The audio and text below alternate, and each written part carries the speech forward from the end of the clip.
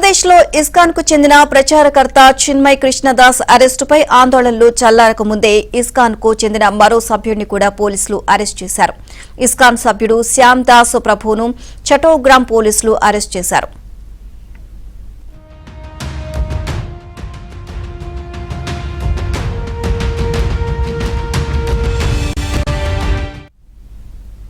శ్యామ్ దాస్ ప్రభు arrest విషయాన్ని ISKCON Kolkata ప్రతినిధి రాధారమణ దాస్ తెలియజేశారు. అలాంటి వారెంట్ లేకుండా చటోగ్రామ్ పోలీసులు అరెస్ట్ చేశారు అని చెప్పారు. ఇక అతను ఉగ్రవాదిలా కనిపిస్తున్నారా, ఎలాంటి నేరం చేయకుండానే అరెస్టు చేయడం దిగ్భ్రాంతిని కలిగించింది అంటూ ఆందోళన వ్యక్తం చేశారు. అంతేకాకుండా బంగ్లాలోని ఇస్కాన్ సెంటర్ ను కొందరు ధ్వంసం చేసినట్లు తెలియజేశారు.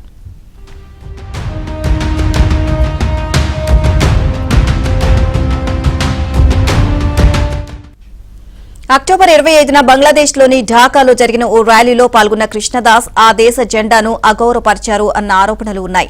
బంగ్లాదేశ్ నేషనలిస్ట్ పార్టీకి చెందిన నేత ఫిర్యాదు మేరకు కేసు నమోదు చేసిన పోలీసులు అదే నెల 30న కృష్ణదాస్ తో పాటు 18 మందిపై కేసు నమోదు చేశారు. ఢాకా అంతర్జాతీయ విమానాశ్రయంలో కృష్ణదాస్ ను అరెస్ట్ చేయడంతో చెలరేగిన ఘర్షణల్లో ఓ న్యాయవాది ప్రాణాలు కోల్పోయారు. దీంతో అంతర్జాతీయ శ్రీకృష్ణ సమాజం కార్యకలాపాలపై నిషేధం విధించాలని ఓ న్యాయవాది పిటిషన్ వేయగా బంగ్లా హైకోర్టు దానిని కొట్టివేసింది.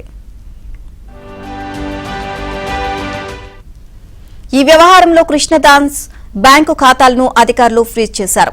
ఆయనతో పాటు ఇస్కాన్ తో సంబంధమున్న మరో 17 మందికి బ్యాంకు ఖాతాల లావాదేవీలను నెల రోజుల పాటు నిలిపివేయాలని బ్యాంకులకు ఆదేశాలు జారీ చేశారు.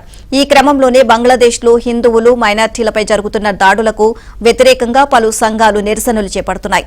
దేశంలో హిందువుల భద్రత కోసం ఇవాళ ప్రపంచవ్యాప్తంగా ప్రార్థనలు చేపట్టనున్నట్లు ఇస్కాన్ వెల్లడించింది. ఈ క్రమంలోనే మరో సభ్యుడు అరెస్టు కావడం చర్చనీయాంశంగా మారింది.